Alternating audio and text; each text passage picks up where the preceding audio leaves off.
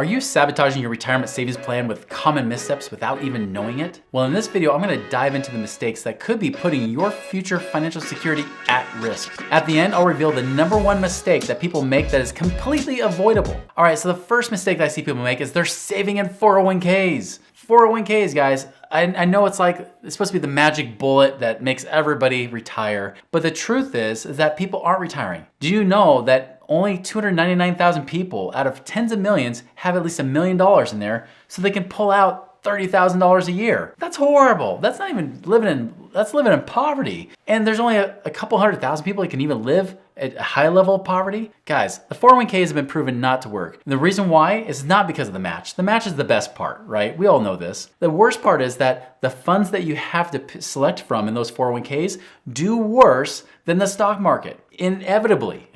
Especially those target date funds. If you have like a Fidelity target date fund of like 2055 or 2060 or something like that, did you know that those are performing after the expenses almost 3% worse than the stock market? So even after you get the match, guess what? You barely get up to almost what the stock market is doing without the match. That's the problem, guys, is that 401ks stink. They're horrible and they just don't work, right? So again, you make too little money for too high risk for too little returns there. The other problem I see too is that there's no real diversification.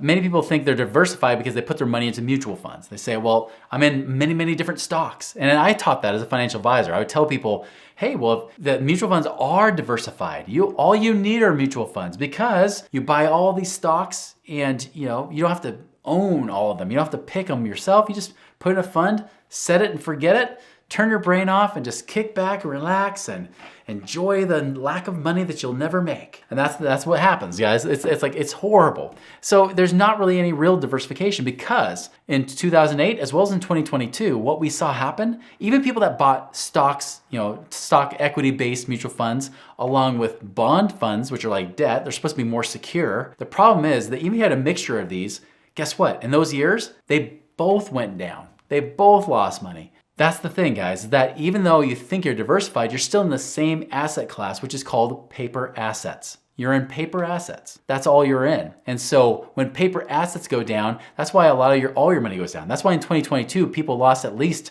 20% of their money sitting in those funds. Even if they had a mixture of bonds and stocks, they both went down, and so they both lost money. You gotta be more diversified. Real diversification, that means you're in multiple asset classes. I think there's about 4. There's paper assets, like we just mentioned, which are like your stocks, your bonds, your savings accounts, CDs, annuities. Pretty much anything a financial advisor offers or a bank offers is a paper asset. But there's also real estate, and I mean real estate, right? You're buying the real properties. It doesn't mean that you're only the owner. It doesn't mean you have to property manage. In fact, you could be completely hands-off. You could be in things like syndicated deals that we talk about in other videos here. Things where you pool your money together, invest in it, but you're not the one doing all the work. Right? There are ways to invest in multiple types of real estate, everything from single family homes to multifamily homes to apartment buildings to commercial buildings to storage units to you name it, warehouses. There are lots of ways to invest in real estate. There's even ways to invest in real estate and buying oil and gas drilling land, things like that. You can buy lots of things in real estate. So that's one aspect of real estate of diversification. There's also things like business. You can invest in business, real business. I mean, you're buying into a business, not a stock, a business. Know that Warren Buffett, although he buys the stocks of a business, he's buying a major ownership in that business. That's how Warren Buffett invests. He invests in places where he has controlling interest, or at least a place on the board of directors so that he has influence to ensure that his investment doesn't lose money. When was the last time you could go on the board of Apple and do the same thing? You can't, right? You just don't have that much money. That's why mutual funds, another reason why they suck. Okay, so that's diversification. Also, you can go into commodities. Having like a little bit of gold and silver, I think is actually an important thing to have. Not the paper asset of it, not the paper that says I have gold and silver ETFs, exchange traded funds. No, I'm talking about having the tangible stuff that you could actually have in your hands. Could be a way to have gold and silver or other commodities. So that's a way you could have real diversification. All right, the #3 thing that ruins it as well is that you move your money into higher risk funds. I watched this happen with my dad. He was right before Y2K happened. He was watching his coworkers and he found out, he's like, whoa, look at this. I could put my money here And man, these tech companies, they're doing great. They did better than my other funds. I want to move my money into tech stocks, into the tech fund, a mutual fund, right? And so he did. And of course, Y2K hit, slammed those. By the way, do you know that a lot of those companies just barely came back up to where they were in the year 2000? It took them 23 years to get to that point, to come back to where they were after inflation and all that other stuff. Guys, that's a horrible thing. And so that could affect and ruin your retirement savings right there just by moving to higher risk type of funds. I heard people a few years ago, they're like, oh, I'm gonna put it into international funds because I'm gonna invest in China. I said, China is a farce. Like China is completely lying about all those numbers. I mean, the government's known to do that. And what happens? China's like tanking worse than the US. Of course they are, because they don't do it right. So international funds, people put money in that and they found out they were higher risk and losing more money than just putting it into normal equities and funds. And again, I'm not a big mutual fund fan, but guys, that's one of the biggest risks right there. And that kind of leads to my fourth point. My fourth point is this, that you're listening to financial advisors for advice. You're listening to your coworkers like my dad did, or your neighbors, or that brother-in-law that took one economics class and thought he's a financial genius now, right?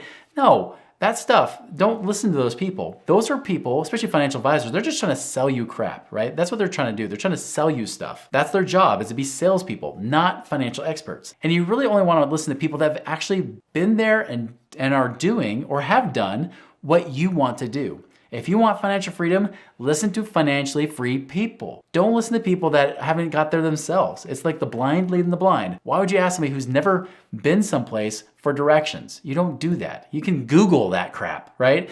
You don't do that kind of stuff. You actually go and find people that have actually done those things themselves and learn from them. That's the key. So again, if you want, people that have retirement savings plans, the problem is that people, including financial advisors, their retirement savings plans don't look that great. And like I said, the stats have already proven it. We already know that they don't have much money. All right, so what's the big piece of advice? My fifth and final point that I really say is the big one is that the reason why your financial savings plans are being ruined right now, the mistake you're making, is because you're investing in these retirement plans which suck. So ironically, the very topic we're talking about here is the problem, right? Is that retirement plans aren't that good. Like I mentioned, 401ks, even with the matches, they might barely catch up to the stock market, but then you have to pay taxes on them. And the stock market only is returned, depending on when you're watching this, it's usually between about 7.5% or so. That's the actual long-term yield, average yield of the stock market. 7.5%, not 10, not 12. But again, you've been sold this bill of goods by financial advisors and other people in the media that make money from you buying these things. And they're telling you, yeah, invest in these mutual funds. They're great. They're awesome. Knowing that 90% of mutual funds don't even keep up with the stock market. So that means that most mutual funds don't even average an actual yield of 7.5% to 8%. Most of them do worse. That's why those Fidelity funds are more averaging closer to like 5 or 6%, not 7 or 8. That's the problem you're running into. Not to mention there's fees that go with it. Not to mention you're probably, if you have a financial advisor, you're paying them fees because the fees come out of your retirement plans to do that. And even if you put your money in the S&P 500, you say, hey, that's better. And it is better. But the truth is that still, if you're in a retirement plan like IRAs and 401ks, it may not be enough. The returns in the markets aren't enough to get you there. On top of that, they have all these little guidelines and rules that they can change at any time. Right now, it's 59.5 is the age you have to get to if you don't want a 10% penalty to go along with your other taxes. But what if they change that to 62 down the road?